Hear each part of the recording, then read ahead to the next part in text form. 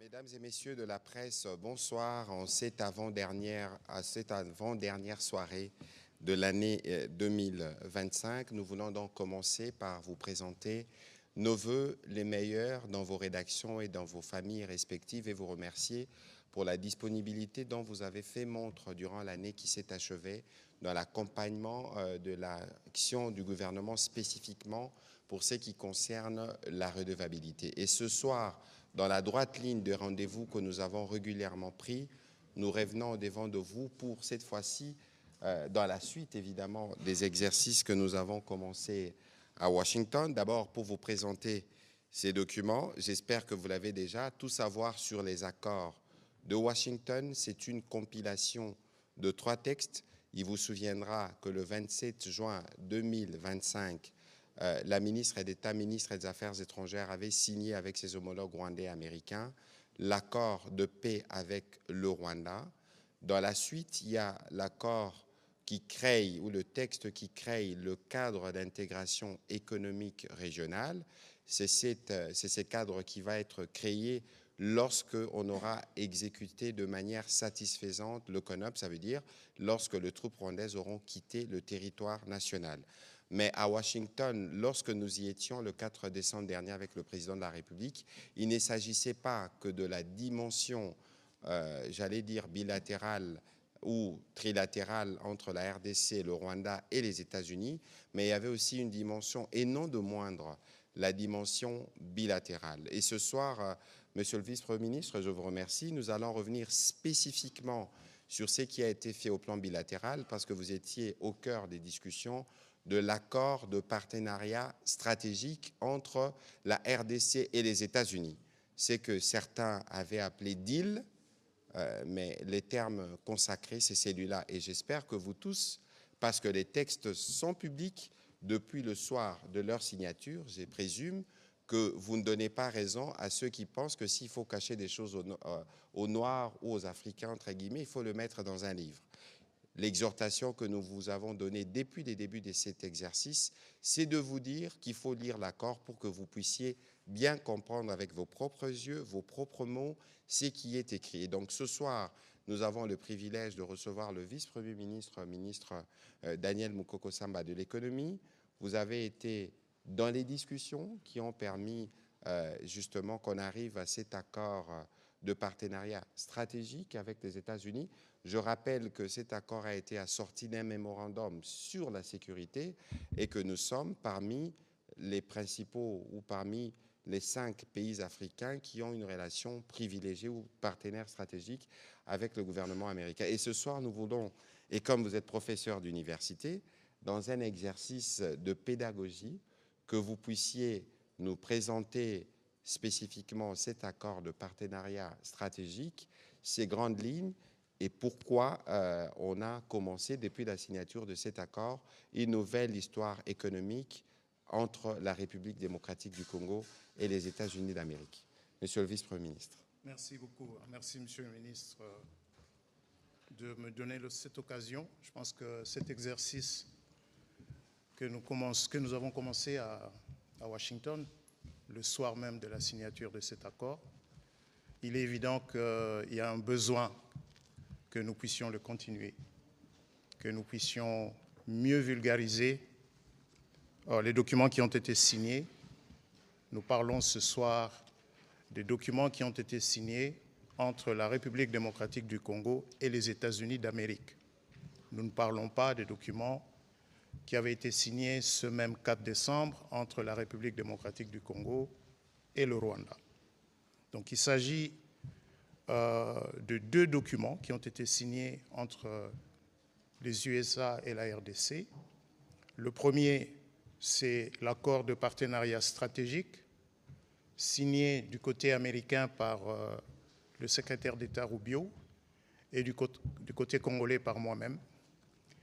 Et puis un deuxième document, un mémorandum d'entente sur des questions de sécurité qui a également été signé du côté américain par le secrétaire d'État Rubio et du côté congolais par Madame la ministre d'État, ministre des Affaires étrangères, Thérèse Kaikwamba. Donc nous allons parler de l'accord de partenariat stratégique. Vous allez me permettre que pendant quelques minutes, je fasse cet effort de manière synthétique de parcourir l'accord, qui est un document technique, un accord cadre qui pose le cadre général dans lequel les deux pays vont collaborer dans un certain nombre de domaines, dans le domaine économique, mais également dans le domaine de gouvernance ou dans le domaine d'éducation ou encore de sciences et de technologie. Mais je voudrais commencer par un petit rappel simple de différents niveaux de relations diplomatiques entre États. Je ne suis pas un spécialiste des relations internationales, je ne suis pas un politologue, mais nous savons tous qu'entre États, on peut avoir des relations diplomatiques formelles, deux États qui se reconnaissent l'un l'autre, échangent d'ambassadeurs, mais ils peuvent passer à un autre niveau avec une coopération bilatérale, avec des accords sectoriels dans différents domaines. On peut aussi avoir entre États des relations de coopération privilégiée. Et après ce niveau-là vient le niveau de partenariat stratégique. Le partenariat stratégique, ça signifie deux États qui partagent une vision commune de moyen et long terme. Deux États qui estiment que leurs intérêts de long terme sont tellement liés qu'ils ont intérêt à cheminer ensemble. Évidemment, on met en place à ce moment-là des mécanismes institutionnels de suivi. Entre la République démocratique du Congo et les États-Unis d'Amérique, nous avons des relations diplomatiques anciennes. Nous avions un texte qui date de août 1984. Et c'est un texte qui définissait le cadre d'encouragement et de protection des investissements entre les deux pays. Ce qu'on a fait le 4 décembre, c'est qu'on est passé d'un niveau de relation de coopération bilatérale à un niveau de partenariat stratégique. J'aimerais vous lire le premier alinéa de l'article 3 de ce document. Les États-Unis reconnaissent la République démocratique du Congo comme un partenaire stratégique des États-Unis d'Amérique, en reconnaissance de la profondeur et de l'importance de la relation bilatérale, ainsi que de l'engagement commun des parties, c'est-à-dire des deux États, à promouvoir la paix, la stabilité et le développement économique. Notre pays, la République démocratique du Congo, a donc rejoint le club très restreint des pays africains à qui le gouvernement américain a reconnu un statut de partenaire stratégique. Les autres pays, c'est le Kenya, c'est le Maroc. On peut aussi citer l'Égypte, même si dans le cas de l'Égypte, il n'existe pas un document signé entre les deux États. Et dans ce cadre, les deux États ont convenu d'explorer des domaines de collaboration dans le domaine économique et commercial, dans le domaine de la sécurité et de la défense, c'est ce qui a donné lieu à la signature de ce mémorandum d'entente, dans le domaine de la coopération scientifique, technologique et éducative, ainsi que de la coopération institutionnelle et en matière de gouvernance. Alors, le texte qui a été signé n'est pas un deal, ce n'est pas un contrat. Ce n'est pas un document qui dit A va céder à B ceci contre non. C'est un texte qui pose le cadre de cette coopération renforcée dans le domaine économique, dans le domaine commercial, dans le domaine de la gouvernance et dans bien d'autres domaines. 18 articles, très techniques, 18 articles, 2 annexes. Il n'y a pas d'autres annexes que ces deux-là. Et les 2 annexes, d'ailleurs, sont des annexes très techniques. Il y a une annexe qui définit les termes et un autre document annexe qui définit les critères d'éligibilité d'une certaine catégorie de projets. Alors, qu'est-ce qu'il y a dans ce document? Puisqu'il s'agit d'un partenariat stratégique, puisqu'on s'est mis d'accord sur les domaines dans lesquels nous allons collaborer, et vous allez vous dire, mais pourquoi les États-Unis ont choisi la RDC pour en faire un partenaire stratégique? On sait tous qu'il y a des aspects géopolitiques. Notre pays regorge bien sûr de ressources naturelles, notamment des métaux critiques dont les pays développés ont besoin pour maintenir leur niveau de développement économique, leur niveau de développement industriel, mais également pour maintenir leur technologie militaire à la pointe dans un contexte de rivalité entre superpuissances comme on le sait bien. Ça, c'est le besoin sécuritaire du côté américain, un accès aux métaux critiques. La RDC a également des besoins sécuritaires. Nous avons cette partie de notre pays qui, depuis un peu plus de 30 ans, se retrouve dans une situation d'instabilité récurrente et de fragilité qui gêne le développement de la RDC, mais également gêne la paix dans la région. Et donc nous avons également des intérêts à avoir un partenaire qui peut renforcer la sécurité, la paix de la RDC et de la région. Quand je dis de la région, je parle en général donc de la région des Grands Lacs, pour se concentrer sur le développement. Le document, est-ce que c'est un contrat avec une durée? Non. C'est un cadre à long terme il est prévu qu'il doit être revu tous les 3 ans.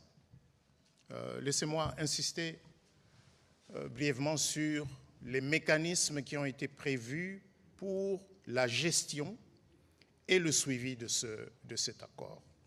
Il y a d'abord un comité conjoint de pilotage composé de 5 représentants du côté américain, 5 représentants du côté congolais. C'est ce comité de pilotage qui est le cœur du dispositif de gestion et de suivi de l'accord. Ce comité, évidemment, les représentants de chaque parti prendront les directives de leur gouvernement. Du côté américain, vous avez le département d'État, le département du Trésor, le département du Commerce et 2 autres agences fédérales américaines. Et les États-Unis nous ont déjà transmis les noms des 5 personnes qui vont représenter les États-Unis dans ce comité conjoint de pilotage. Du côté congolais, c'est le ministère de l'Économie, le ministère des Affaires étrangères, le ministère des Finances, le ministère des Mines et la présidence de la République. Le 22 décembre dernier, la RDC a aussi communiqué les noms des 5 personnes qui vont représenter la RDC au sein de ce comité de pilotage. Ces 5 personnes, c'est le ministre des Finances, Madame la ministre d'État, ministre des Affaires étrangères, Monsieur le ministre des Mines, un représentant de la présidence, il s'agit du coordonnateur de l'ARCOMS, et votre serviteur, donc moi-même, le ministre de l'Économie.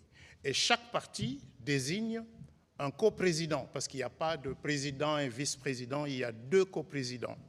Du côté américain, le coprésident, c'est le représentant du département d'État, et du côté congolais, le coprésident, c'est le ministre précédent. Dans ces cas, ce sera le ministre de l'économie que je suis, qui va donc co-présider avec le représentant du département d'État américain ce comité de pilotage.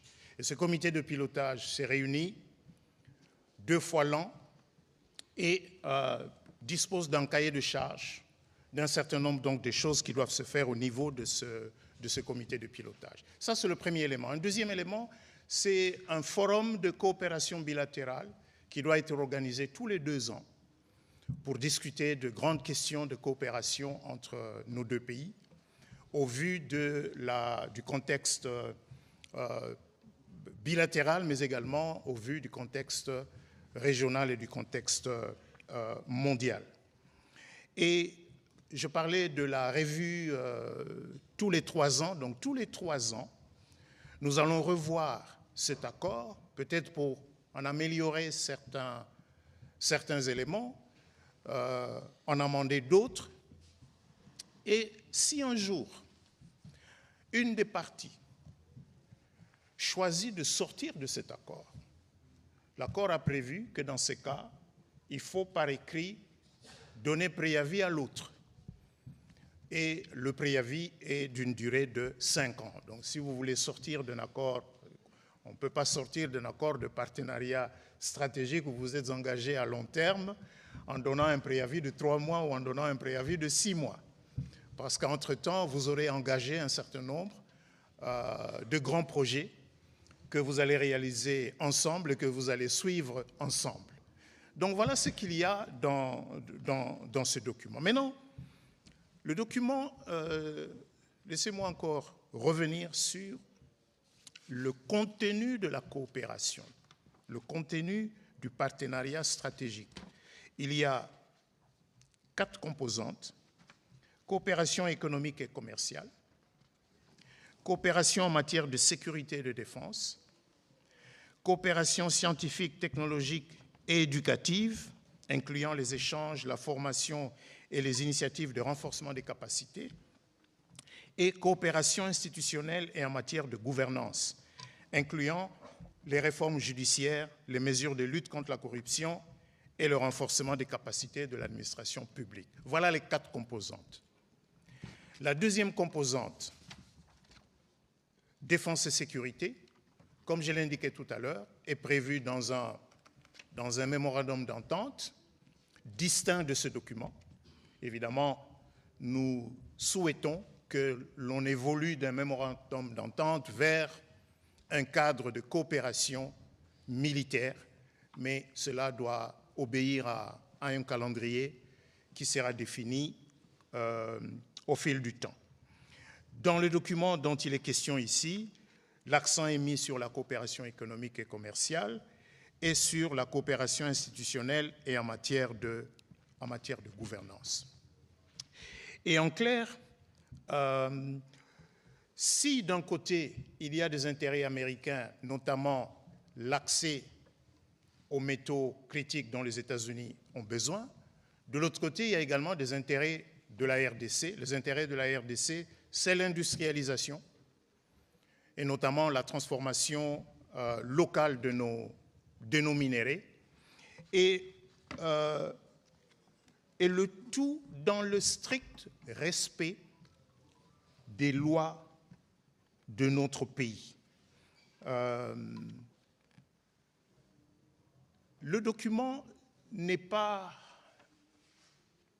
uniquement centré sur les ressources minières. Au contraire, la lecture est plus large parce qu'on parle d'industrialisation, mais pour industrialiser la RDC, il faut un peu plus d'électricité. Pour faciliter l'industrialisation de la RDC, en plus de l'énergie, il faut des plateformes logistiques, il faut des ports, il faut des routes. C'est la raison pour laquelle, dans ce document, on trouve 3 types de projets. Il n'y a pas une liste de projets dans le document tel quel, mais il y a 3 catégories de projets. Je vais commencer par la catégorie de projets qui nous concerne au plus haut point, nous, Congolais. C'est l'article 6, j'espère que je ne me trompe pas,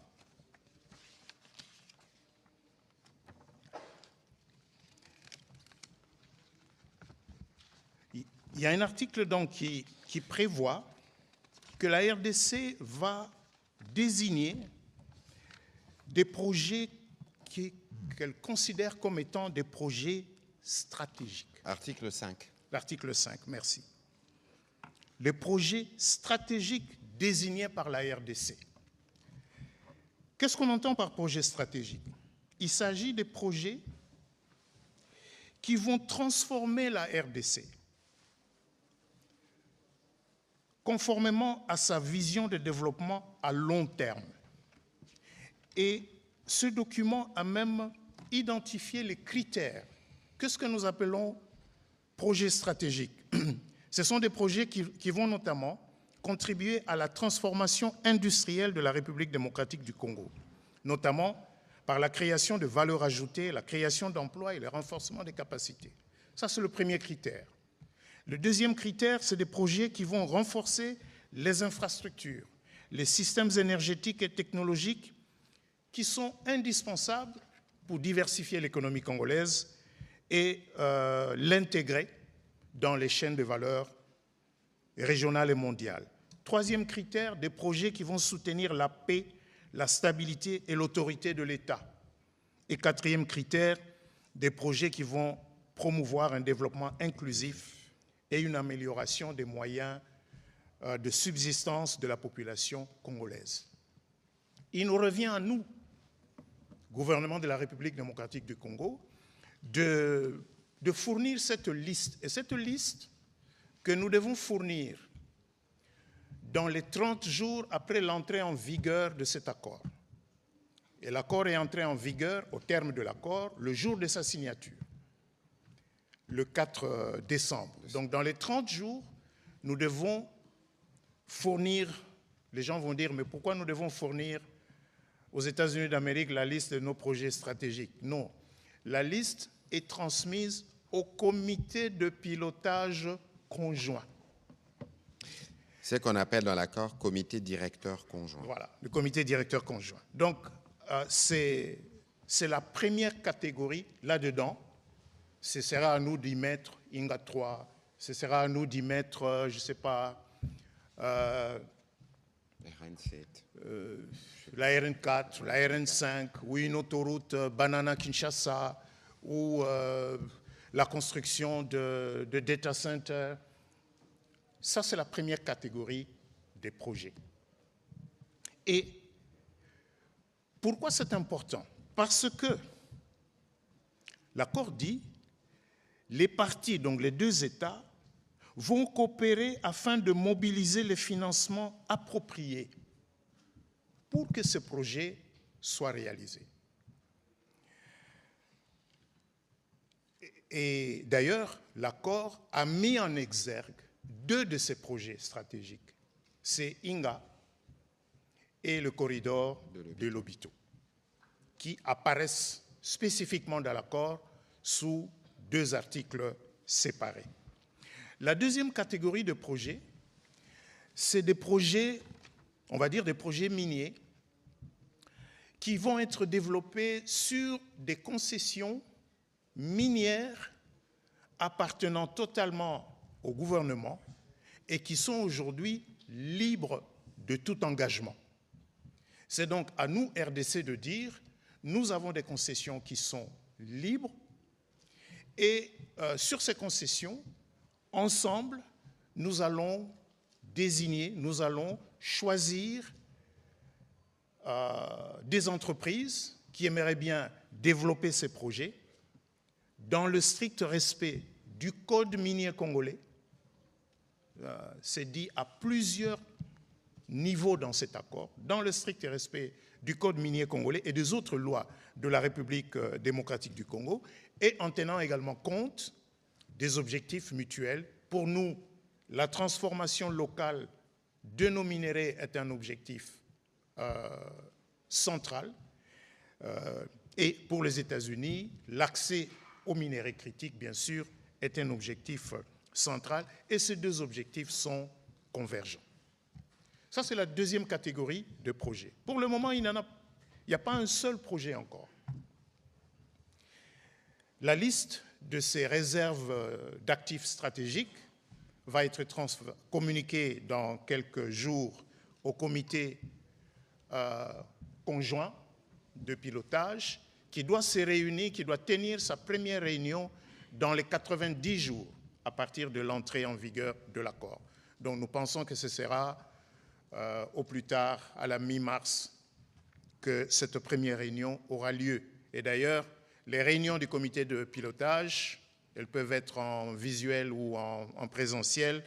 Et quand elles sont organisées en présentiel, on va alterner. Elles peuvent se tenir de manière alternative aux États-Unis d'Amérique et en République démocratique du Congo. Il y a une troisième catégorie de projets. Ce sont des projets qui sont appelés ici des projets, les projets stratégiques qualifiés. C'est également des projets miniers, mais qui peuvent être montés à partir des concessions sur lesquelles l'État n'est pas majoritaire, mais où il y a la possibilité de faire entrer de nouveaux investisseurs afin de développer ces projets. Maintenant, il y a dans ce document, ayant posé ces trois catégories de projets, il y a dans ce document un effort qui est fait pour que la RDC offre aux investisseurs, ici, dans le cadre précis de cet accord, il s'agit essentiellement des investisseurs américains et ou de leurs alliés, on va dire ça comme ça, donc de leur offrir un climat d'affaires qui soit prévisible, moins tracassier, et nous parlons là d'expérience. Nous parlons de notre propre expérience, nous Congolais. Le président de la République lui-même a créé au sein de son cabinet une cellule de climat des affaires, CCA, qui tient le président de la République informé de manière régulière des efforts qui sont fournis dans le cadre de l'amélioration du climat des affaires.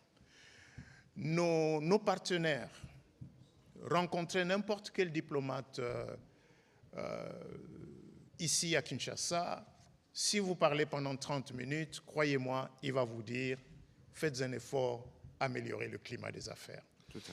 Donc il y a cet effort qui est fait ici, et c'est la raison pour laquelle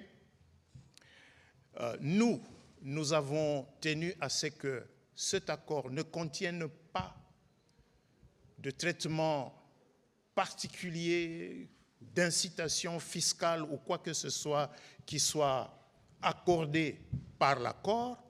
Ce traitement ne peut être accordé que par les lois. Et la loi centrale qui a été choisie pour servir de cadre légal aux investissements dans les trois catégories de projets que je viens de citer, c'est la loi de 2014, de janvier 2014, qui est une loi qui avait été votée pour servir de cadre légal au fameux programme sino-congolais. Mais on ne peut pas faire une loi uniquement pour un partenaire. Nous avons donc pris l'engagement d'amender cette loi dans les 12 mois. Nous allons amender cette loi pour que cette loi serve de cadre unique,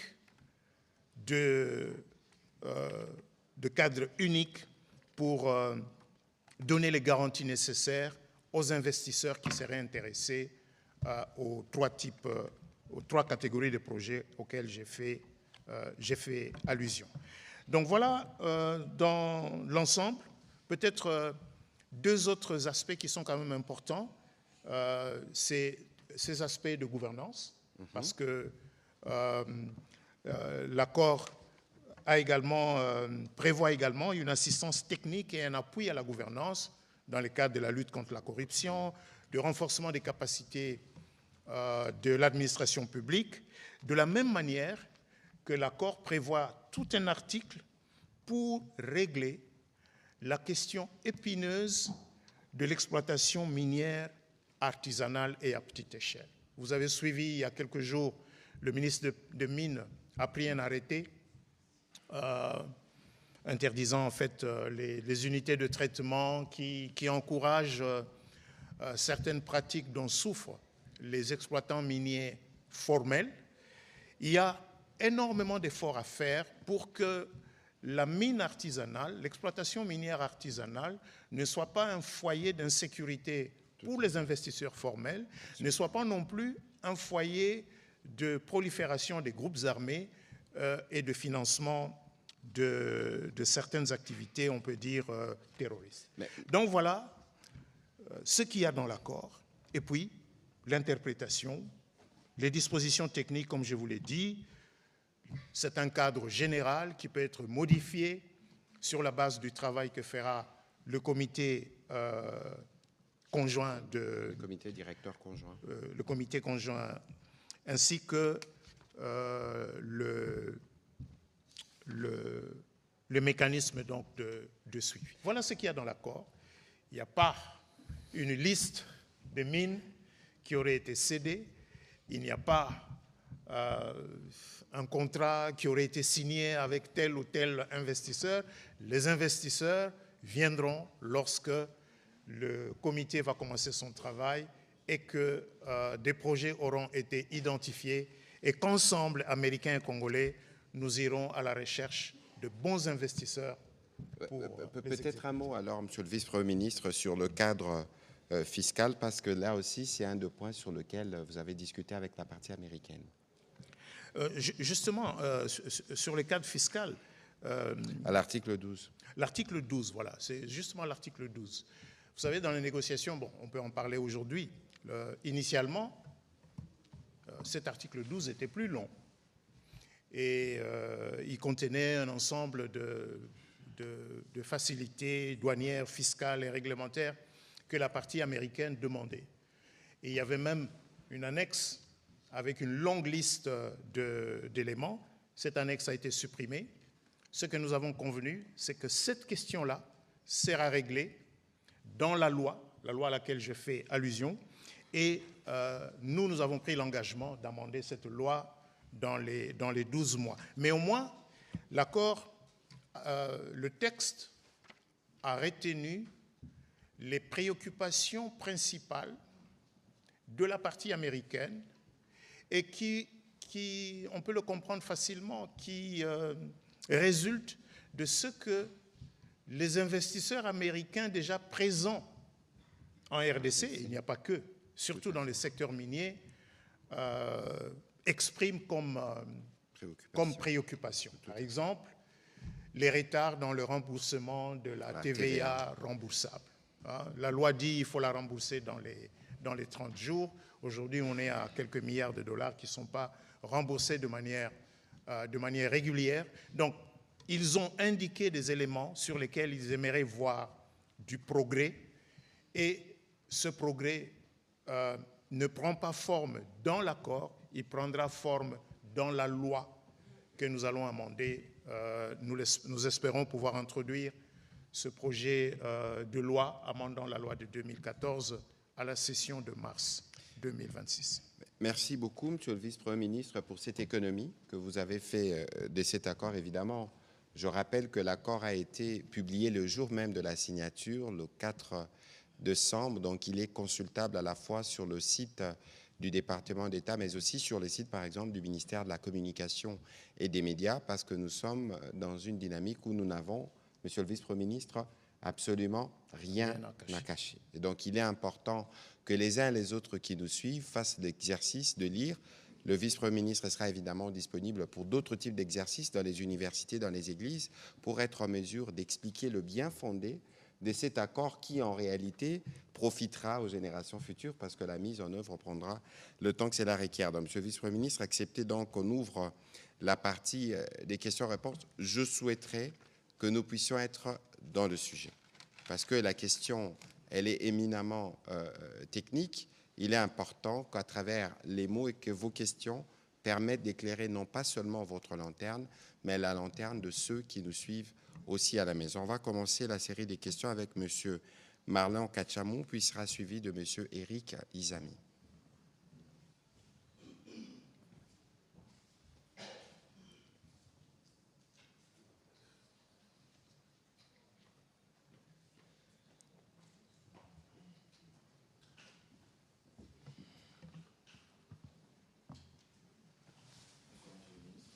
Bonsoir. Des questions au ministre de l'Économie. Alors, comment vous, personnellement, je vous pose la question pour savoir comment les partenariats stratégiques RDC-USA peut-il réellement contribuer à améliorer les conditions de vie des Congolais? Je cite l'emploi, je cite aussi pouvoir d'achat, services sociaux et tant d'autres. Et en lieu et place de profiter qu'à la classe élite? Ça, c'est la première question. Et la deuxième question, quelle garantie existe pour que les ressources naturelles congolaises, je cite les minerais stratégiques, entre autres forêts, eau et tant d'autres, ne soient pas bradées, le terme bradé, dans les cadres de ces partenariats, mais utilisés pour le développement durable de la République démocratique du Congo? Ça, c'est deux questions qui vous sont adressées. Et la troisième question, c'est au ministre de la Communication et Médias. Pourquoi avoir attendu aujourd'hui pour procéder à la vulgarisation de cet accord ici en République démocratique du Congo? N'est-ce pas, vous avez attendu qu'il y ait des critiques pour que vous soyez aujourd'hui sur la défensive? Merci. Monsieur le vice-premier ministre, permettez que j'évacue cette question très rapidement. Le soir de la signature de l'accord, il était 1h du matin à Kinshasa. Nous étions en direct. On peut vous épargner du temps des décalages, de l'heure où nous nous sommes levés très tôt. Nous avions une journée qui était très longue, mais parce que la redevabilité est une de nos marques déposées, évidemment, vous le savez, sous la conduite du président de la République et de la première ministre. Ce soir-là, pendant presque 2 heures, le vice-premier ministre, ministre de l'économie, la Mineta, ministre des Affaires étrangères, et les gouverneurs de la Banque centrale, spécialement en sa qualité de principal négociateur, s'est levé pour que nous puissions répondre à toutes ces questions. Vous conviendrez avec moi que lorsque nous sommes rentrés à Kinshasa, nous avions évidemment le plan qui permettait que nous puissions vulgariser cet accord, mais nous avions l'impératif d'Uvira. Les événements d'Uvira ont pris les dessus parce que nous devons nous assurer que nous avons apporté l'appui nécessaire à nos populations qui en avaient besoin et nous devons nous assurer de faire le suivi dans ces cadres. De toute évidence, nous ne considérons pas qu'il y a des crises. Nous sommes cohérents dans notre stratégie. Dites-vous bien que cette compilation de plus de 100 pages n'a pas été préparée il y a 2 jours, depuis la Noël. Nous y travaillons depuis plusieurs jours et conformément à nos plans, nous allons parcourir les universités et les églises pour être sûrs que les Congolais s'approprient. Et je vais terminer en disant que nous ne pouvons pas compter sur la bonne foi des personnes de mauvaise foi. Parce que si crise il y a, crise ne vient pas de Congolais qui contestent cet accord, mais crise vient d'une certaine élite avec un agenda politique qui pense que cet accord n'arrange pas les schémas qui est les leurs. Point final. Merci. Monsieur le vice-premier ministre. Bien, le mot bradage. Mais parlons du coltan. Le monde tourne aujourd'hui dans l'année avec, on va dire quoi, 2000 tonnes de coltan pour que nos téléphones, nos gadgets, nos iPads, nos tablettes puissent fonctionner. Et près de la moitié de cette production vient de la RDC. Mais vient de quel type de mine? La mine de Rubaya. la mine de Rubaya, qui fournit une grande quantité de coltan dont le monde a besoin.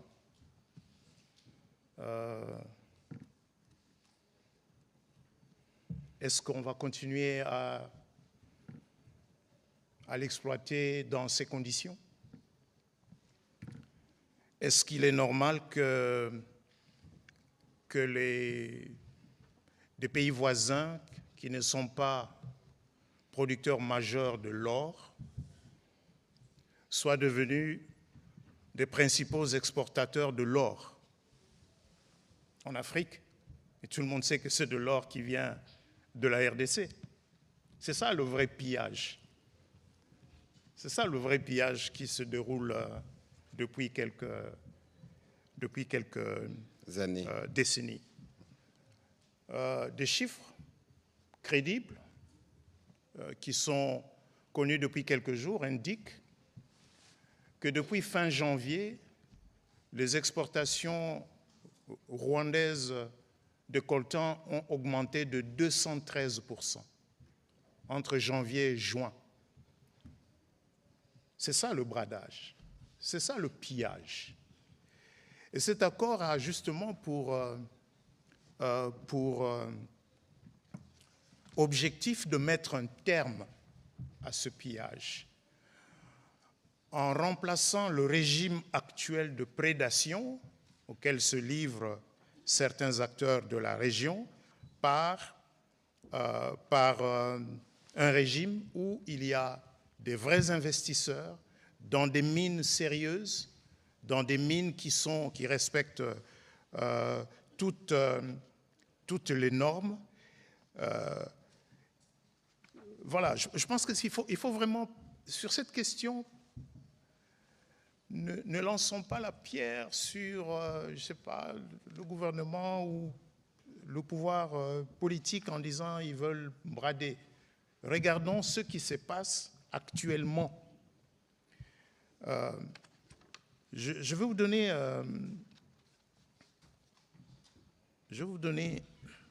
les éléments d'un autre article, l'article 11. Et dans cet article, vous trouvez la convergence entre les intérêts des États-Unis, je rappelle ces intérêts, c'est l'accès aux minéraux critiques, et il est dit dans cet article que les parties envisageront la mise en place d'une réserve stratégique de minéraux située sur les territoires de la République démocratique du Congo. Prenons le cobalt. Nous venons de démontrer... C'est l'article 11. Nous venons de démontrer que c'est bien la RDC qui fournit 70% du cobalt mondial. On l'a démontré comment? En février de cette année, on a suspendu les exportations. Les prix du cobalt qui ne cessaient pas de baisser depuis 2 ans. On avait atteint combien? 20 000 dollars la tonne.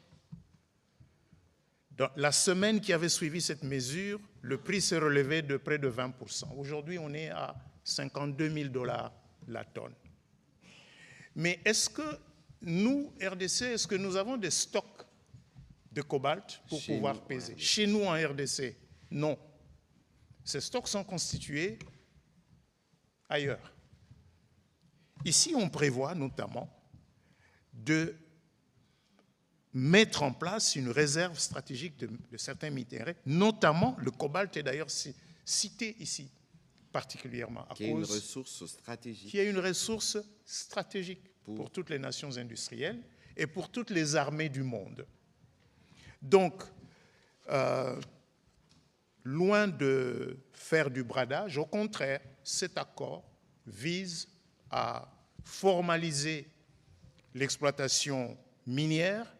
Je vous ai parlé de dispositions qui sont dans l'accord pour aider à régler le problème de l'exploitation minière artisanale. Maintenant, pour répondre à votre première question, est-ce que ça, ce n'est pas seulement pour les élites? Mais de quoi on parle ici? On parle d'abord, en ce qui nous concerne, du développement économique de la République démocratique du Congo. Vous voulez offrir plus d'emplois? Vous voulez améliorer le pouvoir d'achat? mais il faut produire plus. Bien, produire plus signifie qu'il faut investir dans les infrastructures. Produire plus signifie qu'il faut produire plus d'énergie. C'est cela que l'accord vise. Maintenant, vous allez me dire, est-ce qu'on avait besoin des Américains pour le faire? Pourquoi nous ne le faisons pas nous-mêmes? Est-ce que nous sommes le seul pays au monde qui choisit de coopérer avec un autre État sur la base du contexte actuel, reconnaissons-le, qui est un contexte de fragilité en ce qui nous concerne? Est-ce qu'il n'y a pas eu un accord de partenariat stratégique entre les États-Unis d'Amérique et le Japon au sortir de la Deuxième Guerre mondiale afin d'aider le Japon à devenir la puissance économique qu'il est devenu? Est-ce qu'il n'y a pas eu un accord de partenariat stratégique entre les États-Unis d'Amérique et la Corée du Sud pour qu'au sortir de la guerre de Corée, la Corée du Sud sorte du statut de pays à faible revenu et devienne une puissance économique? Nous ne disons pas que c'est les États-Unis d'Amérique qui vont venir développer la RDC. Ce n'est pas ça qui est dit. D'ailleurs, où est-ce que vous avez vu un État qui va développer un autre État? Ça n'existe pas. Mais un État, à un moment donné de son histoire, peut avoir besoin de tirer profit d'une relation particulière avec un autre État, plus fort, dans ce cas-ci, plus fort économiquement, plus fort militairement, mais plus fort aussi sur la sphère internationale. Et nous en avons besoin. Ce n'est pas pour les 2-3 ans à venir, non. Il s'agit ici, laissez-moi répéter ce que j'ai dit en ce qui concerne un statut de partenariat stratégique, il s'agit du moyen long terme. On ne parle pas de 2-3 ans à venir, on parle des dizaines d'années à venir. Voilà, les personnes de mauvaise foi ne voient pas le bradage en cours avec ce qui se passe à Roubaïa parce qu'ils n'ont même pas osé prononcer un petit mot à ces propos. Monsieur Eric Izabi, s'il vous plaît. Merci de la parole. Monsieur le ministre, monsieur le vice-premier ministre, ministre en charge de l'économie nationale, vous avez bien fait que de mentionner et clairement dire que les Américains d'un côté ont besoin d'accéder aux minerais stratégiques et nous, de l'autre côté, on a besoin de vivre en paix. Alors la question c'est de quelle manière cette coopération sécuritaire entre la RDC et les États-Unis d'Amérique peut-elle aider à restaurer la paix véritable, et surtout que ça ne puisse pas aller jusqu'à porter atteinte à notre souveraineté nationale vis-à-vis des États-Unis, et ils sont déjà puissants. Nous sommes plutôt perçus comme des leaders en devenir, et nous n'aurions pas voulu vivre une sorte d'ingérence répétitive de la part de ceux qui sont déjà réputés puissants. Et le ministre Mouyaya a également bien fait que de marteler que la marque déposée de votre gouvernement, c'est de pouvoir revenir au devant de la population pour rendre compte la redevabilité. Et la question, c'est de savoir comment la transparence, la redevabilité, seront-elles assurées dans ces accords signés avec les Américains, notamment, pour que notre population sache étape après étape, comment est-ce que nous évoluons, quels sont les engagements pris et lesquels sont respectés sur le terrain. Parce qu'on sait aussi que les grandes puissances, généralement, ils ont la capacité de faire, parfois de refuser de faire, parfois de faire, ou parfois aussi d'empêcher de faire. Monsieur le vice-premier ministre. Bien, je pense que je comprends bien cette préoccupation en disant oui, pourquoi nous... les États-Unis sont trop puissants. Si nous concluons quelque chose avec eux, ça doit nécessairement être à leur avantage et donc à nos dépens. Laissez-moi vous rappeler, je vais revenir à l'exemple du Japon que j'ai donné tout à l'heure.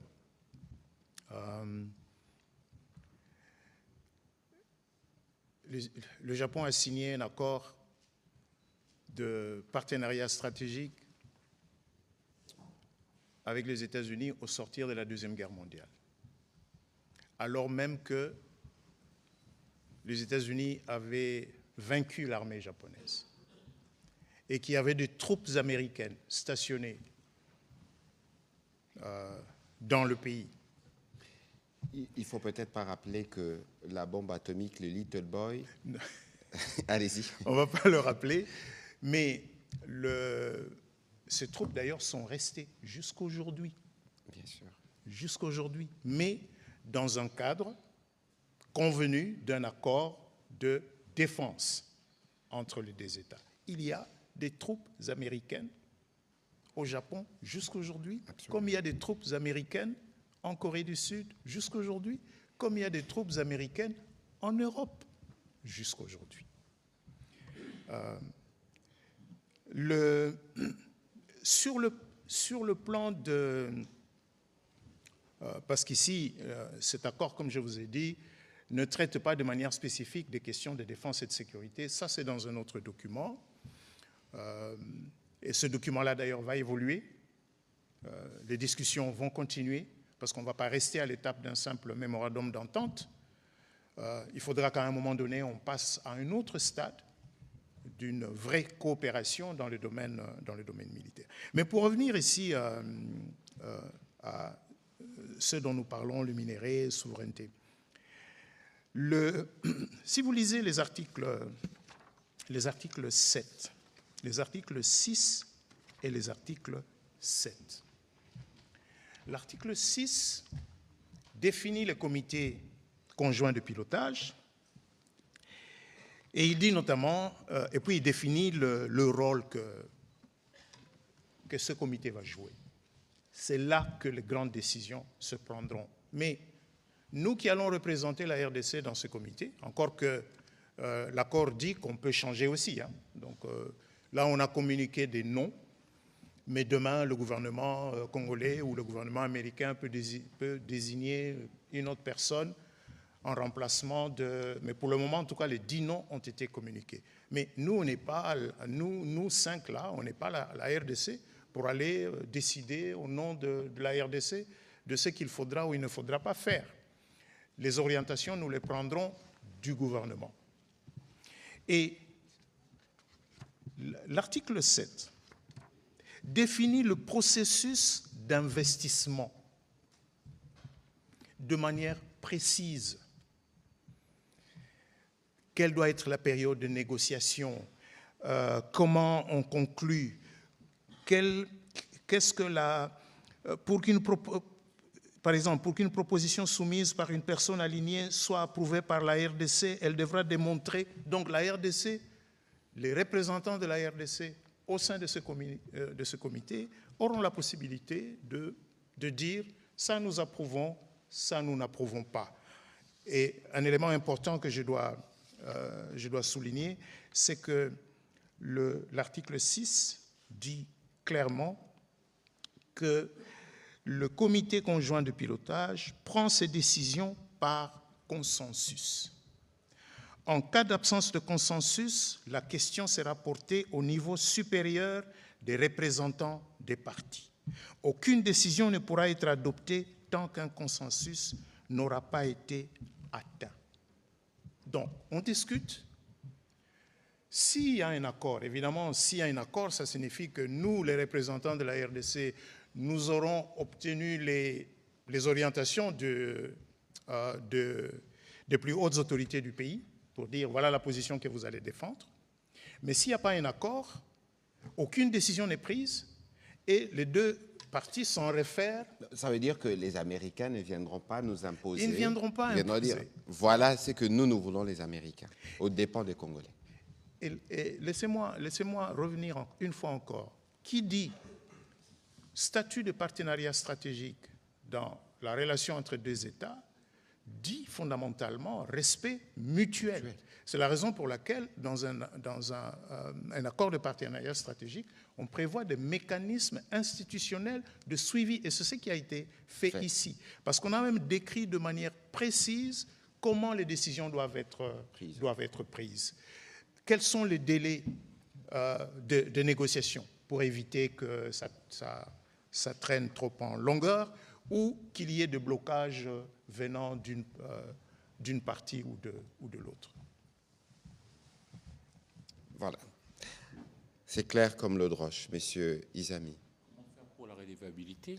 Là, mais écoutez, de toute évidence, nous travaillons avec le gouvernement américain. au-delà de ce que nous faisons, mais vous savez qu'ils sont un peu plus avancés, notamment en termes de loi d'accès à l'information. Nous avons encore un processus en cours au niveau du Parlement. De ces points de vue, les textes ont été publiés le même jour.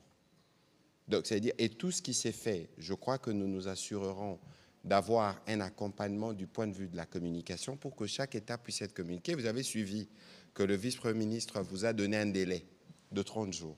Il vous a dit que la partie américaine avait au 22 transmis, la partie congolaise a transmis. Donc, on constitue les comités des directeurs conjoints qui va s'assurer de la mise en œuvre de ce qui avait été convenu, avec des rendez-vous dans les 30 jours, fournir la liste de projets. Et donc, vous voyez que tout ce qui s'est fera, il y a évidemment la partie qui s'est fait actuellement, la partie préparation, mais tout ce qui se fera débutera, certains par des études ou certains par la vérification. Voilà, il y a tel projet, tel projet. Donc, nous nous assurerons d'assurer de notre côté la transparence et régulièrement, il y aura donc de communiqués qui permettront aux uns aux autres et surtout aux personnes de bonne foi de faire les suivis, parce que je fais cette nuance, parce qu'il y a des personnes de mauvaise foi et nous ne comptons pas sur leur bonne foi. On va prendre les questions de M. Pichou Mounumba.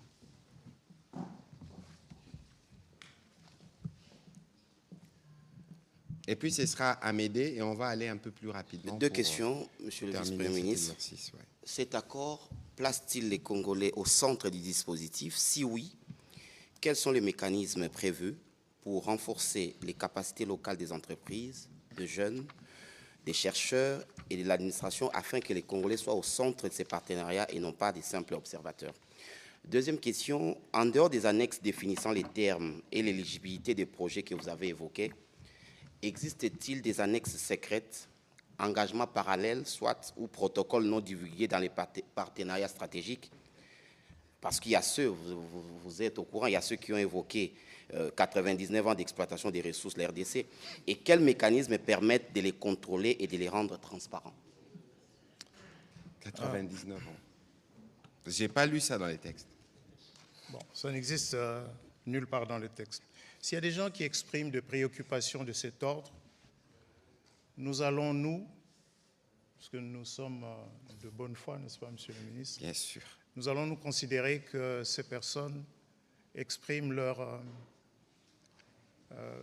aiment tellement le Congo qu'elles expriment leurs préoccupations par rapport à la direction que le pays prend par rapport au futur.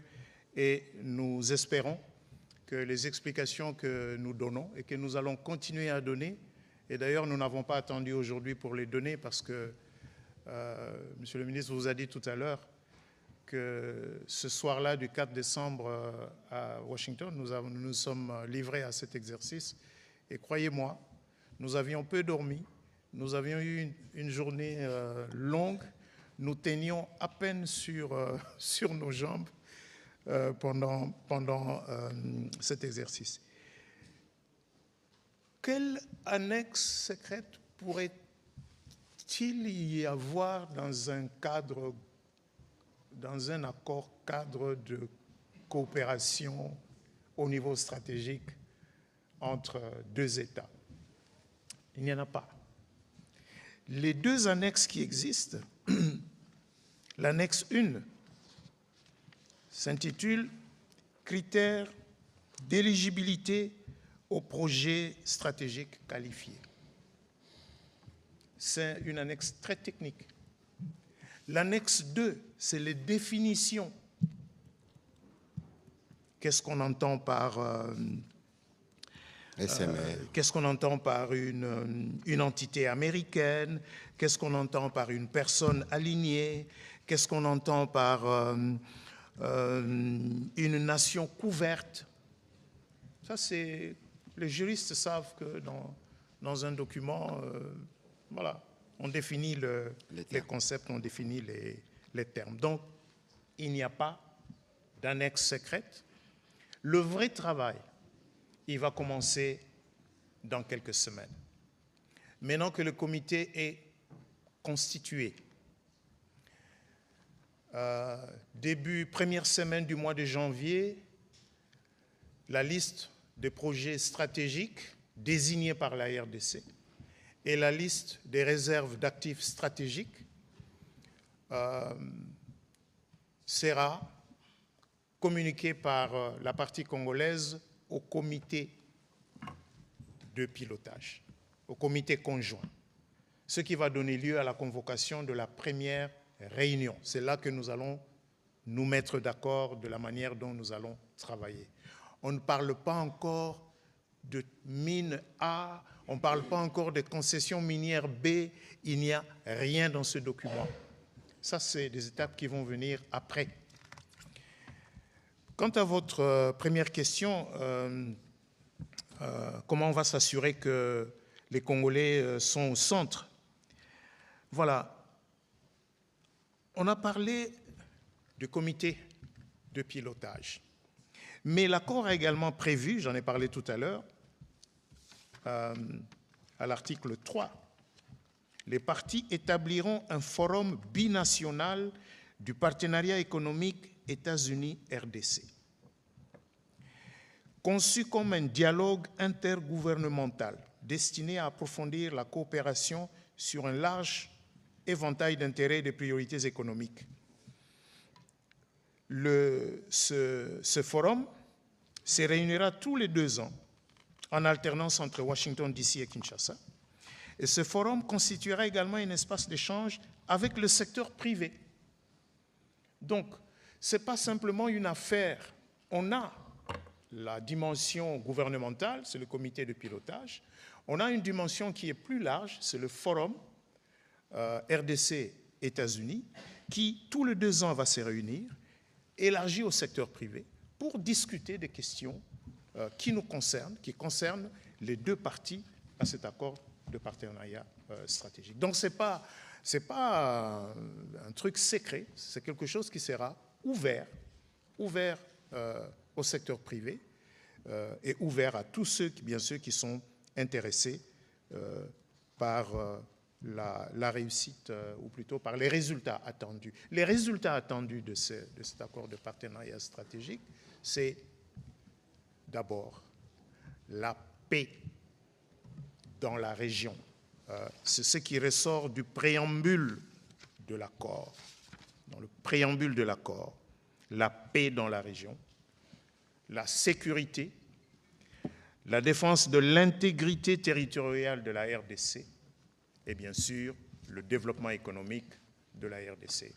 Et le développement économique de la RDC, bien sûr, est aussi étroitement associé à la préservation de la paix, de l'autorité de l'État sur l'ensemble du territoire national et de la sécurité, pas simplement pour la RDC, mais pour toute la région des Grands Lacs. Alors, je veux compléter le vice-premier ministre en lisant à l'article 3, statut de partenaire stratégique à partir du point 2.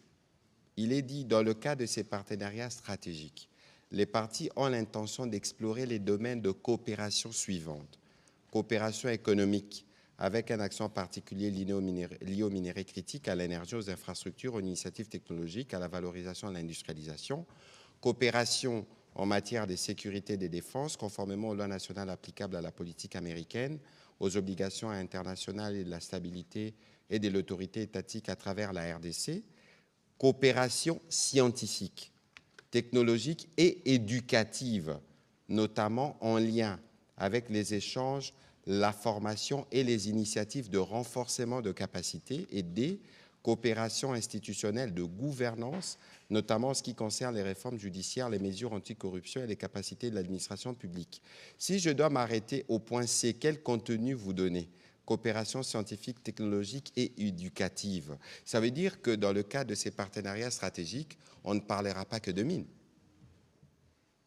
On a en face de nous un professeur des universités, on parlera de coopération universitaire, de coopération scientifique. Ça veut dire que le point central de cet accord, c'est pour un Congolais qui vit dans un territoire sécurisé et stable, pour un Congolais qui peut être évidemment formé, pour un Congolais qui a des opportunités d'emploi. Et donc, en somme, dans cet accord avec les Américains, ils viendront, dans le cadre de la coopération que nous avons établie, nous appuyer pour restaurer la sécurité telle que nous l'avions dit, mais aussi développer. On ne peut pas parler des développements sans formation. On ne peut pas penser faire de l'énergie pour les industries sans passer faire de l'industrie, de l'énergie pour améliorer les quotidiens de Congolais. Donc, il n'y a pas une seule chose qui a été écrite ici qui ne tienne pas compte de l'intérêt du Congolais en premier. Alors, on va prendre les questions de M. Amédée Moirabou. On terminera la série en français par Gardi Diana et on prendra les questions de Jimmy Mukendi pour terminer. Allez-y, s'il vous plaît. Amédée Moirabou pour le compte de finances entreprises. J'ai deux questions pour le VPM à l'économie. La première question, Monsieur le VPM, que répondez-vous à ceux qui considèrent ces partenariats stratégiques entre la RDC et les États-Unis comme étant déséquilibrés et qui se demandent si notre pays, la République démocratique du Congo, dispose-t-elle des options pour défendre ses intérêts? Par exemple, dans le cas de... Est-ce que la RDC peut engager une renégociation de ces accords? Est-ce que la RDC dispose de sa pleine souveraineté pour diversifier ses partenaires? Voilà, ça c'est la première question. La deuxième question, Monsieur le VPM, de nombreuses expériences post-conflit montrent que la paix et la prospérité ne sont durables que s'ils sont accompagnés des investissements massifs et continus dans le capital humain. Dans le cadre de cet accord RDC-USA, quels sont les engagements prévus, budgétisés pour financer le capital humain congolais, de manière à ce que la sécurité qu'on attend, qui va advenir de la mise en œuvre de ces accords, puisse permettre à ce qu'il y ait de l'expertise congolaise et ne puisse pas permettre qu'il y ait une prolongation de l'expertise étrangère. Voilà. Merci bien. Je pense que je vais peut-être commencer par votre dernière question. Vous avez raison, oui, que le renforcement du capital humain est un élément important pour une sortie durable d'une situation de crise, une situation de conflit. Mais une fois encore, et quand vous dites qu'est-ce qu'il y a là de budgétisé, une fois encore, vous sortez de la nature de ce texte. Il n'y a dans ce texte aucun chiffre. Il n'y a dans ce texte aucune évocation d'un investissement d'autant de milliards. Je répète, ce texte pose le cadre de collaboration. Les projets, je vous donne l'exemple, nous allons communiquer au comité de conjoint dans quelques jours la liste des projets stratégiques désignés par la RDC. Quand nous parlons de projets stratégiques, c'est clairement défini dans le document. Il ne s'agit pas d'aller réparer, réhabiliter une route, non. Il s'agit de projets qui vont, de manière durable, transformer les structures économiques et, bien sûr, les structures sociales de la RDC. Vous prenez un projet comme Inga 3. Est-ce que vous pensez... pourquoi entre 2012, 2013 et 2017, 2018, pourquoi il y a eu cette succession de projets cimentiers dans le Congo central? Pourquoi est-ce qu'on a eu comme ça, en quelques années, 3 nouvelles cimenteries? Je pense 3. Il y a même eu une 4e. PPC. Pourquoi? Simco. Parce qu'à ce moment-là, les investisseurs avaient misé sur le démarrage de Inga 3, n'est-ce pas? Qui allait être le principal consommateur du ciment. Aujourd'hui, ces usines tournent largement en dessous de leur capacité installée, attendant des grands projets d'investissement. Et dans la partie ouest du pays, Inga 3 reste l'un de ces grands projets structurants. Maintenant, faire Inga 3 sans penser à tous les métiers que la phase de construction de Inga 3 va appeler. Si on ne le fait pas, bon, ça signifie qu'on va importer, on va vivre un peu ce qu'on a vécu lors de la construction de projets comme Kibali, où on a vu venir des jeunes Togolais, des jeunes Maliens, des jeunes Sud-Africains qui sont venus travailler sur ces projets miniers privés. Donc, il y a là, effectivement, un grand travail à faire. Ce travail va se faire.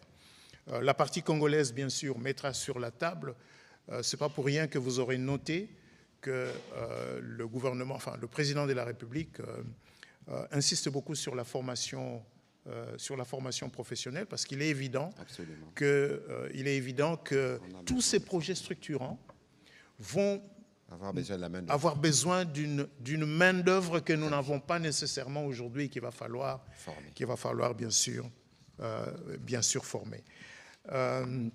Donc je pense que cette question va bien être... Alors la question sur... l'accord n'est pas déséquilibré. L'organe qui va proposer les décisions, qui va dire, OK, là nous sommes d'accord, ça va se faire, c'est un organe paritaire. 5 représentants américains, 5 représentants congolais. Les décisions se prennent par consensus.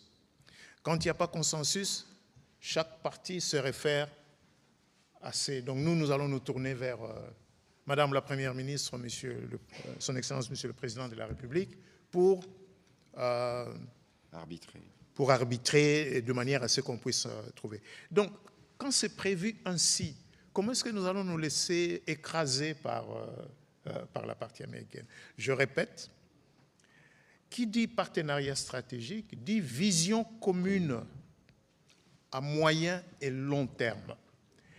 Est-ce qu'il est dans l'intérêt des États-Unis d'Amérique de voir une RDC qui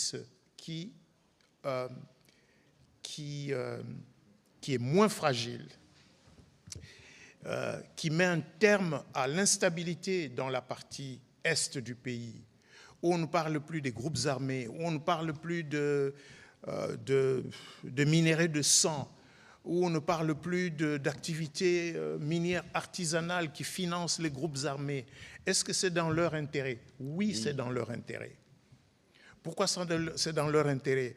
Parce que les produits miniers dont ils ont besoin, il faut que ce soit des produits qui ne soient pas entachés de sang, il faut que ce soit des produits miniers qui sortent des exploitations formelles avec lesquelles on a des contrats de long terme sécurisant la chaîne d'approvisionnement. Est-ce que c'est dans notre intérêt d'avoir des chaînes de valeur partant de la mine où le minerai est extrait, transformé, transporté vers les marchés occidentaux, créant de la valeur sur le territoire congolais, créant des emplois sur le territoire congolais? C'est ça que nous recherchons. La conjugaison, la convergence de ces intérêts implique respect mutuel dans la prise de décision, dans le montage des projets. Par exemple, aujourd'hui,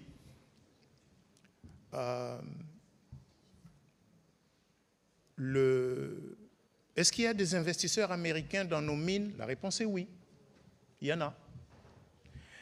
Est-ce qu'ils sont majoritaires? La réponse est non.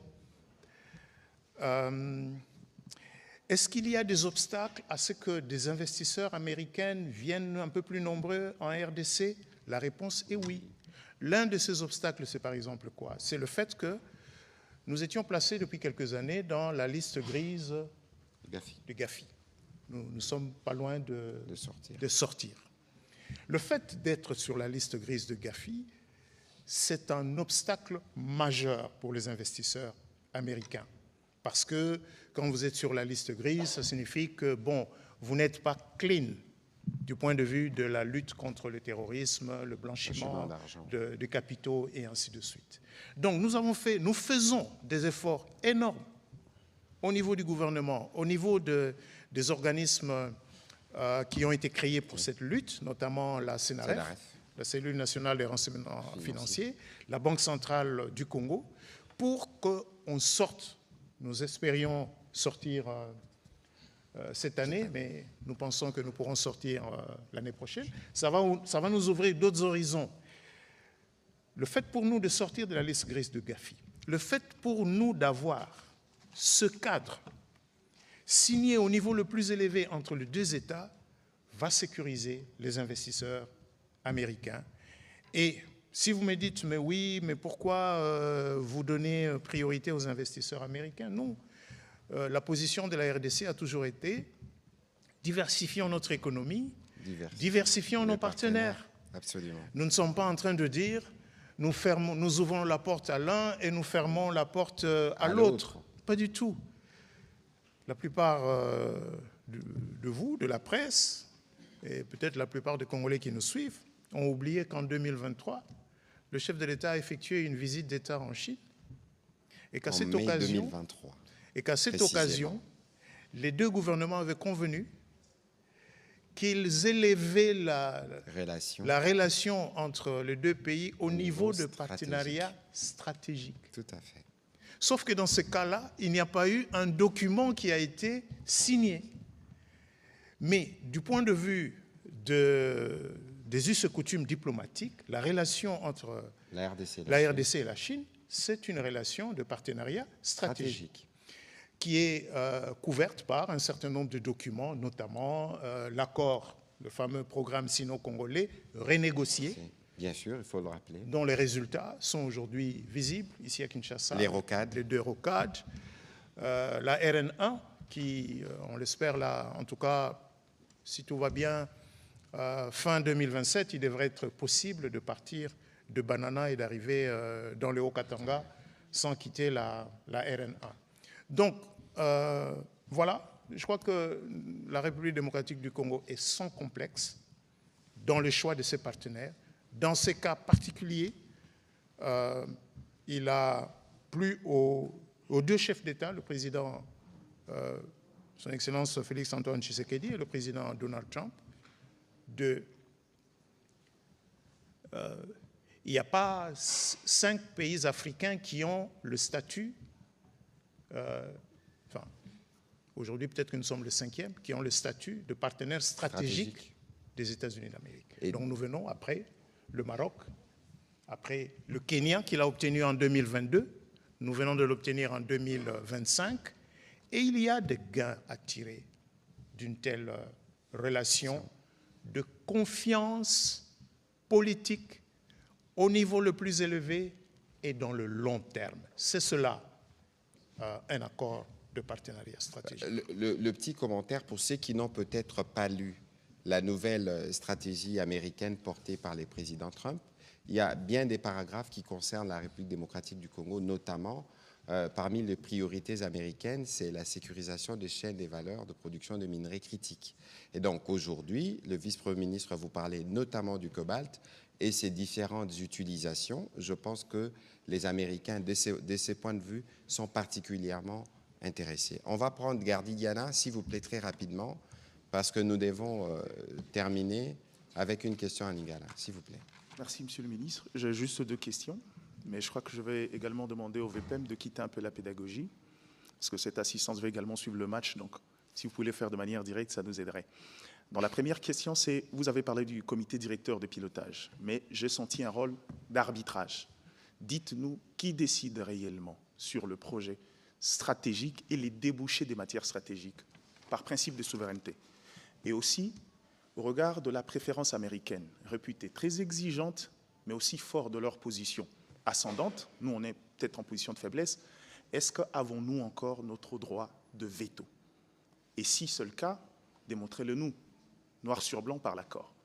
La deuxième question, quelles sont, c'est de l'ordre de la forme, quels sont le préalable, mais également le perspective du côté congolais pour suffisamment profiter de cet accord, contrairement aux accords évoqués précédemment.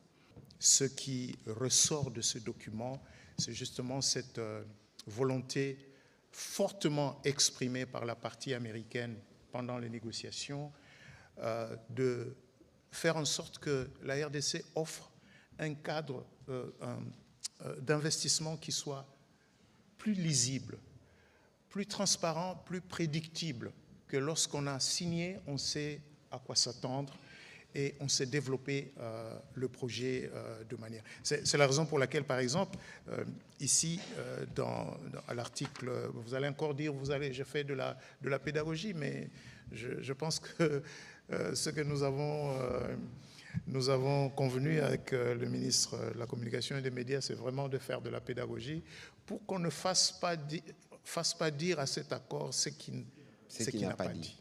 N'est-ce pas? Donc il y a des délais, par exemple des délais de négociation qui sont prévus. Évidemment, les délais de négociation, c'est pour ce qui concerne les réserves d'actifs stratégiques. Quand on dit réserves d'actifs stratégiques, ça signifie que la concession concernée est on va dire, de plein droit dans le giron de la propriété publique. Et que donc, nous pouvons négocier, soit une entreprise publique, dans notre cas la GECAMINE, soit le gouvernement à travers certains de ces organismes qui négocient avec les investisseurs potentiels. Le texte donc prévoit des délais pour que les négociations soient bien encadrées et qu'en cas en cas de complications, la question à ce moment-là est référée au comité conjoint de pilotage pour une décision, une fois encore, une décision par consensus. Maintenant, droit de veto, mais le droit de veto, il est dans le mot consensus. Parce que s'il n'y a pas consensus, même si la partie américaine dit « nous, c'est ça qu'on veut, nous voulons que sur cette mine, ce soit telle société », mais s'il n'y a pas consensus, il n'y a pas de décision. Il n'y a pas de décision. Est-ce que ça, ce n'est pas un droit de veto? Je pense que c'est un droit de veto qui ne dit pas de son nom. Et je peux vous faire une confidence. Dans le couloir, c'est-à-dire de manière informelle, après la signature, dans nos échanges avec des officiels américains, moi personnellement, j'ai entendu des officiels américains de haut rang dire « nous vous en prions, soyez rigoureux, soyez, c'est-à-dire nous, RDC, soyez rigoureux, vous avez intérêt à ce que ce soit des investisseurs de haute facture et pas nécessairement parce que ce seraient des entités américaines. Donc, ce n'est pas simplement le fait d'être une entité américaine qui vous donnerait droit à accéder à une concession, mais le fait de proposer un projet sérieux. Et le projet, il sera étudié non pas par le comité de pilotage, on sait ce que le code minier a prévu pour étudier des plans qui sont déposés par ceux qui sollicitent des permis d'exploration ou ceux qui, après avoir passé cette étape-là, sollicitent des permis de développement. J'espère que je vous ai... Voilà, merci beaucoup, M. VPM. Yassou Katosi Sanalinga, la Jimmy. Merci, Excellence Ponamaloba. VPM Motuna Nanga, Tomituna, Mibale Nazanango ya Liboso. Sauf erreur de ma part, mais na yokiyo kosala allusion na parlementé, c'est-à-dire même tant où il y a consensus topé tant ou différent kozala. Nayoki Okolobate qui est recouru quelque part dans le Parlement. Est-ce que le texte, le partenariat stratégique entre RDC et les États-Unis et Kozala ratifié dans l'Assemblée nationale, dans le Sénat, dans le Parlement congolais? Deuxième préoccupation, d'une manière succincte, ce qui est la synthèse nini Congolais a koki ko comprendre, topé ko retenir sur partenariat stratégique Oyo Bino Bosignaki entre République démocratique du Congo na États-Unis pour na ba réseaux sociaux nyon sezali kolobama na côté à gouvernement na côté à bateau bazali contre Bino donc ceux qui te koyi ba qu'est-ce qui est signé jusque sikoyo na lingala pour français peleki. Jimmy na banana no au moins il quand nani o lobby wana o ya contre Bino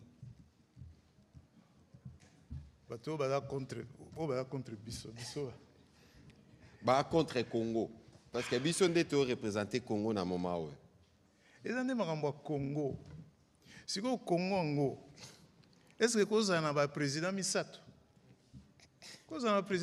te et ozalaka na président moko ezalaka na parlement moko ezalaka na gouvernement moko donc makambo lokola biso tolingi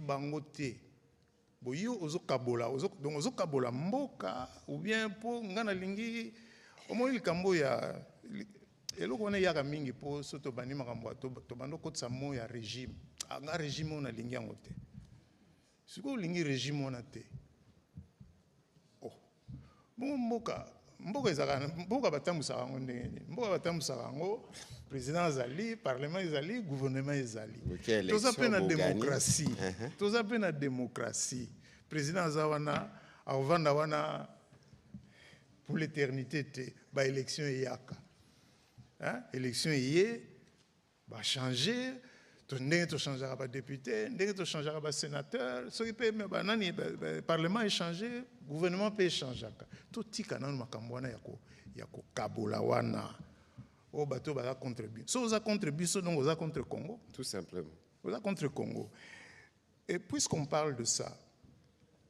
na zongela na question na mutuna na yo ya liboso ya parlement wana so tali ndenge eloko ndenge to signer en boye ezolakisa bien ndenge constitution et prévoit eza biloko fwe kende ezwa valeur nango penza par la ratification procédure ezali prévue na constitution bon so on me minga na débat non il faut d'abord bokende nango nanu na parlement soki parlement ndimi nde bokende ko signer tango to ratifiaka ba traité na banani to sala ndenge ni accord de don au 100 millions banque mondiale non ezali bo signer nanu après il y a un débat projet de loi de ratification gouvernement a déposé na parlement à débattre à voter président à ratifier ndenge za ka procédure ndenge zali na AWP to lobby bien na katia wa lobby procédure ya ko amender zali tous les 3 ans ba américain na biso to ko kuta na to lobby awa donc soki mukolo oyo document oyo kokende na parlement pour na débat soki parlement lobby bon bosignaki mais biso to moni que place oyo faut bongisa parlement osa ba recommandation wana au moment de l'évaluation au moment de l'évaluation ba amendement iko salema le texte n'est pas figé eza bibliothèque eza pe coranté to komi bien que to koki ko bongisa tokoki ko corriger tokoki ko amender komami bien awa komami penza ndenge ka ezalaka donc procédure parlementaire au salema nango bobangate et au salema en temps utile na mois de mars d'ailleurs ndenge zaboye biso gouvernement tozo bongisa un bon paquet législatif na mois de mars ezala loi rectificative des finances ezala babiloko yo na makambo susu na domaine ya agriculture au gouvernement zo bongisa po ekota mois de session ya mars ezala penza session moko ya malamu. Je pense avoir répondu hein. Oui merci mais moi résumé ezande ya mbalo yo biso RDC toyokani na États-Unis d'Amérique. Pour tosangisa makasi pour RDC ekende liboso na kimia na boboto pe économie à RDC etombama. Bato bazwa misala po bato bazwa misala na mboko oyo. On ne parle pas de 200 emplois, on ne parle pas aux 1000 emplois, on parle de millions d'emplois. Tout à fait. Au moins, tout le monde a tu vivras na kinete. Sozo bimana quartier na yo esiko vanda wana. Omoni ba na randenge to yozo bimana 8h, ba telemina ba coin, bazo solo la, bazo ezande expression ya tozo luka misala, tozo zela misala. Pour cela, to sangisa makasi na mboka oyo ezapena besoin na biso. Bango bazana besoin na biso. Bango ba américain. Besoin ya nini? Babiloko bango bazana ngo besoin, bazana ngo posa. Po armée na bango ezala makasi. Po économie na bango ezala makasi. Babiloko wana eza awa, eza ba cobalt, eza ba lithium, eza ba minéraux o eza awa. Biso pe to lobi ba minéraux wana to boyi ebimaka kaka ndenge ebimaka lelo. Botimoli bobimisi bozoke nango na ba sac ou bien bozoke nango na ba camion ben. To lobi to banda pe ko transformer yango awa. Po yango nde ko créer ba misala mingi, yango nde eko créer ba entreprise mingi. Mais po to sala yango po to sala yango mbango, fo électricité ezala. Omoni so tangi ya koro. Omi tuna mais pona nini ba bimisi inga, ba sala yango mais parce que c'est là le grand inga yango nde projet oyo eko changer RDC. Tout à fait. Tolobi teke toteki inga bakomi RDC na États-Unis bakosangisa makasi po baluka ba moyen ya kofinancer inga po to coordonner ba effort po une fois pour toutes enfin grand inga etongama en commençant par inga 3. Moni makambo eza na eza oyo eza na katite mais auto sito yokani pe makambo etali défense makambo etali sécurité to comme na niveau ya un traité d'alliance té ninité donc okende mais ça veut donc dire que lobby soki to yokani pe malamu na makambo etali défense na sécurité otumoli biso otumoli pe bato wana na mukuse. Voilà. Bon, nakobaki saboye. Omoni document oyo tozolimbo lango pe na lingala.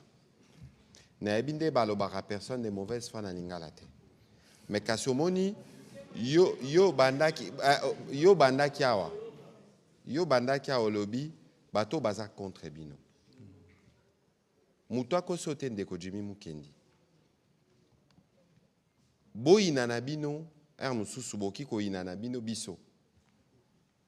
Mais koyino boyini biso eleka bolingo na bino pona Congo te. Parce que Congo makambo nyonso VPM alimboleli biso awa. Ekosala manambula mibale misato te.